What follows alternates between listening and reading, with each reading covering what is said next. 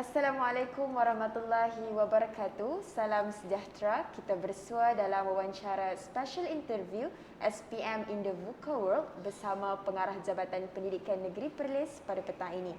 Saya Atifah Nur Afza binti Muhammad Nur Zaini selaku pengacara bersama tetamu istimewa kita yang berusaha Cikgu Naharuddin bin Uthman, Pengarah Jabatan Pendidikan Negeri Perlis untuk membincangkan perjalanan SPM dalam keadaan dunia yang sentiasa berubah-ubah ini.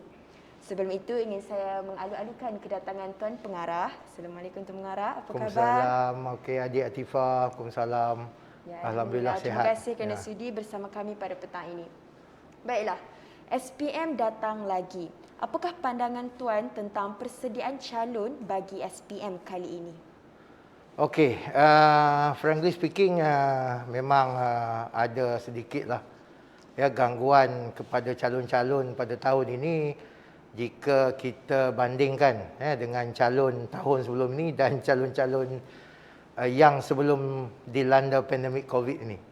Okey, sebab itulah tajuk kita pada hari ini SPM in the VUCA World, zaman ataupun satu tempoh yang ketidaktentuannya tu terlalu tinggi. Jadi kalau kita tengok calon tahun ini sekejap sekolah, sekejap penggiliran, sekejap tak boleh pergi sekolah, sekejap BDR, lepas tu cuti dan sebagainya. Memang kita akui akan terdapatlah cabaran yang lebih tinggi lah dalam menyediakan calon-calon untuk menghadapi SPM ini. Okay, ditambah pula pada tahun ini kita juga berhadapan dengan format baru SPM. Mengikut KSSM ini yang mana kita ada ujian lisan bahasa Melayu, bahasa Inggeris, amali sains dan juga kita ada juga hafazan dalam pendidikan Islam. Jadi itu menambahkan lagi kegusaran lah, terutamanya guru-guru dan ibu bapa. Walaupun kita harus melihat kepada perkara yang positif lah ya. Bermaksudnya dengan wujudnya pandemik COVID ini, okey, kita telah berusaha dengan berbagai-bagai cara untuk menyampaikan pengajaran kita kepada anak-anak ini. Dan saya percaya dalam tempoh masa yang ada itu, anak-anak ini telah terbiasa dengan keadaan yang tidak ketentuan ini dan itu menjadikan mereka lebih kental lagi untuk menghadapi cabaran yang ada. Jadi saya percaya bahawa persediaan yang kita di Negeri Perlis ini buat mengikut kepada current situation ataupun mengikut kepada situational judgement yang kita laksanakan. Jadi sebab itulah wujudnya perkara-perkara seperti gerbang pembelajaran, Perlis online teaching dan juga yang agak menjadi begitu orang kata awesome sekali adalah program Wake Up ni. Yang kita adakan kepada keseluruhan pelajar di Negeri Perlis. Jadi pada pandangan saya, walaupun ada cabarannya, tetapi anak-anak kita yang nak menghadapi ini, cikgu-cikgu kita ini, telah pun bersedia untuk berhadapan dengan SPM in the VUCA World ini. Ya. Baiklah. Seterusnya, apakah harapan Tuan untuk pengurusan SPM 2021? Okey, agak mencabar juga kerana pada ketika ini negara kita ini bilangan yang dijangkiti oleh COVID ni agak tinggi. Jadi saya percaya sedikit sebanyak dia juga akan mempengaruhi ya. Yang pertama sekali adalah kepada penyelia-penyelia ataupun yang mengawas peperiksaan itu sendiri. Okey, yang keduanya adalah kepada calon-calon yang akan menduduki peperiksaan itu. Okey, jadi dengan itu maka kita telah membuat persediaan lah. Kita bukan sahaja ada plan A, plan B, tetapi saya juga telah mengarahkan pihak sektor pentaksiran dan peperiksaan ini untuk mengadakan juga bersedia dengan plan C. Ya, sekiranya berlaku jangkitan yang agak luas kepada calon-calon kita ataupun kepada pengawas-pengawas peperiksaan kita. Di samping itu kita juga perlu berhati-hati supaya dalam pengurusan peperiksaan ini tidak ada kertas-kertas yang bocor dan sebagainya, kerana sekiranya ada kertas-kertas yang bocor ni dia akan menghilangkan motivasi anak-anak ini untuk mengulang peperiksaan ini selepas peperiksaan yang sebenar itu habis. Ya. Ya. Baiklah, seterusnya kita ingin tahu apakah persediaan untuk menghadapi cabaran jangkitan COVID-19 ini? Okey, persediaannya senang saja. Yang pertama perlu patuh kepada SOP yang sedia ada kerana kita sekarang ni sudah agak cuai ataupun agak longgar pegangan kita kepada SOP itu. Jadi buatlah seperti biasa, penjarakan 1 meter itu perlu diteruskan. Pemakaian mask kalau boleh, kalau rasa selesa boleh pakai double layer mask. Sentiasa basuh tangan sebab dikatakan jangkitan kita ni banyak terletak di tangan. Okey, dan juga SOP-SOP yang lain lah di dalam bilik kelas ataupun bilik peperiksaan itu. Itu yang pertama. Yang kedua, kita melihat bahawa kehidupan kita ini telah kembali seperti asal, mungkin kerana untuk memulihkan kembali ekonomi. Tetapi kita perlu sedar bahawa kita ada satu perjuangan yang perlu kita hadapi dalam masa yang terdekat. Jadi kurangkanlah pergi ke tempat-tempat yang ramai orang, ke tempat-tempat keramaian dan sebagainya. Ini bukan sahaja kepada calon-calon SPM, tetapi juga kepada keluarga calon-calon SPM itu. Bermaksudnya untuk masa yang terdekat, kalau ada saudara mara nak datang daripada jauh pun, bagi tahu tunggulah sekejap bagi anak saya habis SPM dulu, dan juga guru-guru juga terutamanya yang akan mengawasi SPM ini.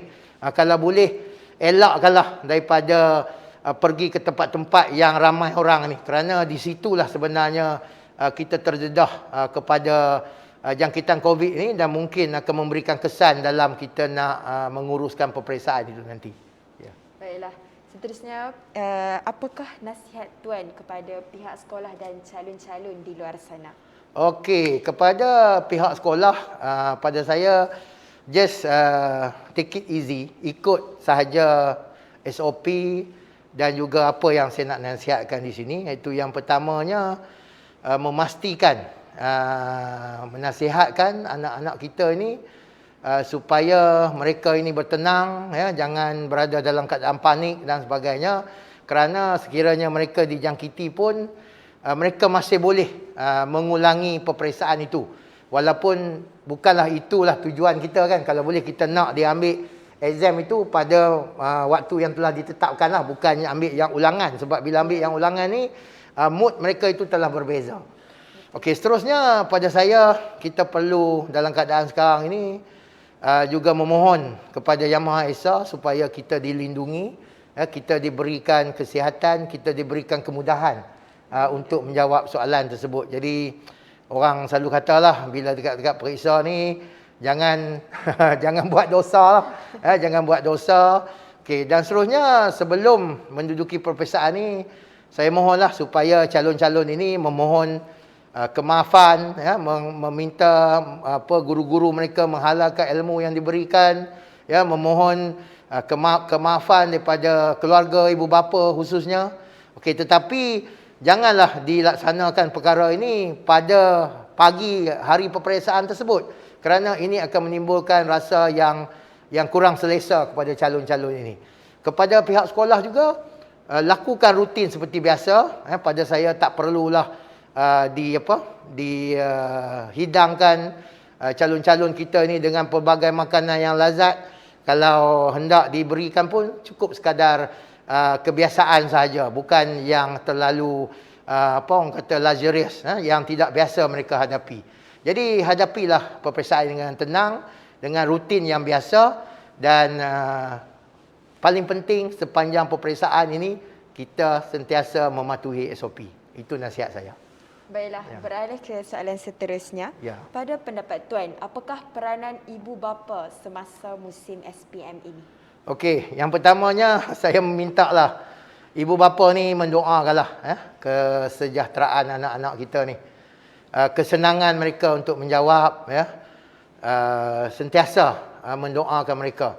Yang kedua, macam saya katakan tadi, membantu kita lah untuk mengawal anak-anak ni daripada ada kontak dengan pelbagai pihak. Maksudnya, kalau boleh kita kawal lah anak-anak kita ni daripada bawa makan di luar, pergi ke supermarket, pergi ke pasar malam, pergi ke kenduri. Tahanlah sekejap. Bukan anak-anak saja tetapi juga ibu bapa. Sebab once ibu bapa dah kontak dengan COVID, dia akan balik ke rumah.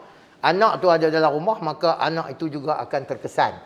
Okey, itu yang pertama lah. Mungkin pengorbanan ini once in a lifetime ya yang tuan-tuan nak buat untuk anak-anak kita ni. Sebab kalau tidak, dia akan ambil peperiksaan ulangan. Peperiksaan ulangan ni dia dah lari steam lah. Kan? Dia dah lari steam lah. Dia dah tak seronok lah. Okey? Yang keduanya, cuba elakkanlah daripada tetamu-tetamu ke datang ke rumah ke dan sebagainya, sebab kita tak tahu mereka ni datang daripada mana.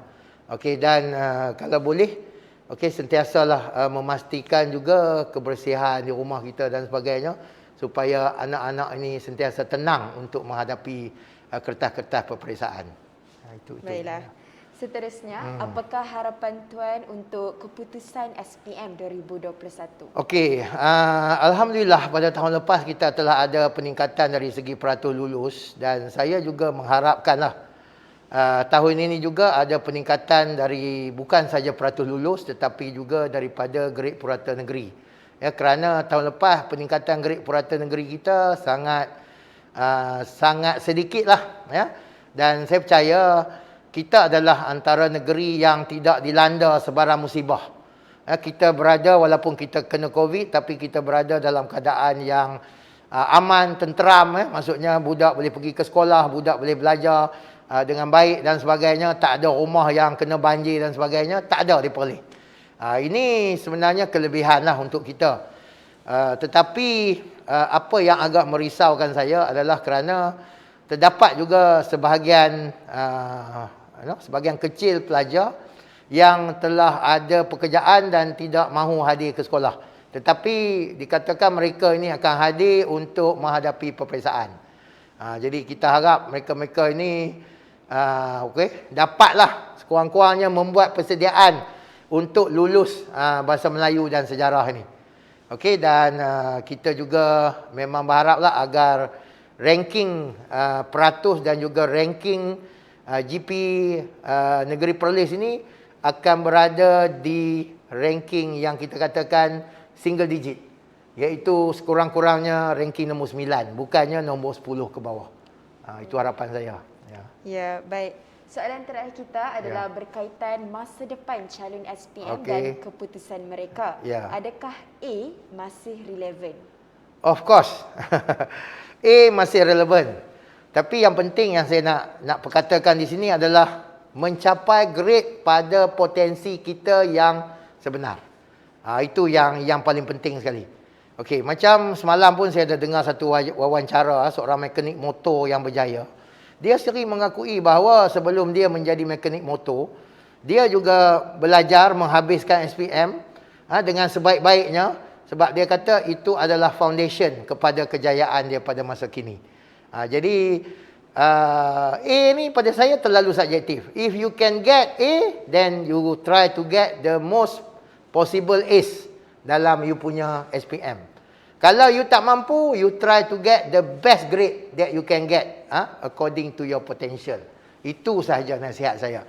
So tak perlu stres-stres ke apa. Yang paling penting, buat persediaan yang terbaik, berada dalam keadaan yang tenang, dan jawablah sebaik yang mungkin, kerana itulah dia nanti keputusan yang akan kita dapat. Jadi saya ucapkan tahniah. Saya ucapkan selamat berjaya, best of luck, good luck kepada semua calon-calon SPM, dan terima kasih saya kepada guru-guru yang telah membimbing anak-anak kita untuk menghadapi peperiksaan yang sangat mencabar dalam dunia VUCA ini. Terima kasih. Ya, Alhamdulillah, dengan itu berakhirlah wawancara kita pada petang ini.